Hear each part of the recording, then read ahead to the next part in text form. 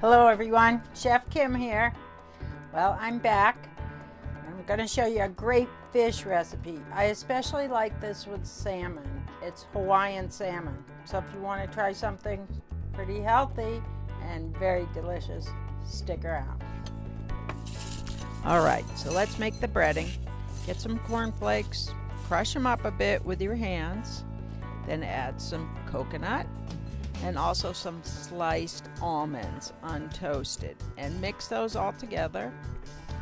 So then take the salmon, put it into the flour, shake off any excess, and into the eggs, and then finally press the breading, the cornflake mixture onto it. You can it works best if you push it on with your hands, and make sure it's totally coated.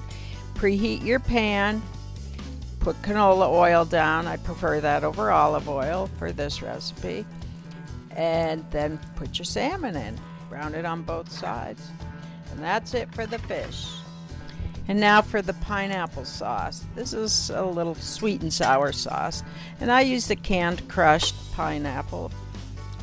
To prepare the ginger root, just cut up a small piece that you're going to use and either use a peeler or a sharp knife.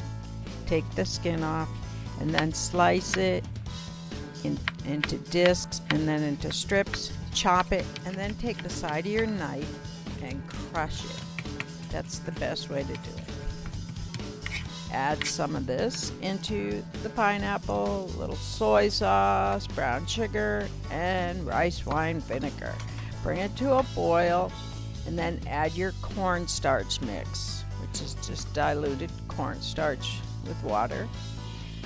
Add a little of that to your pineapple mixture. Bring it back to a boil. Voila! So thanks for watching, everybody, and as always, happy cooking.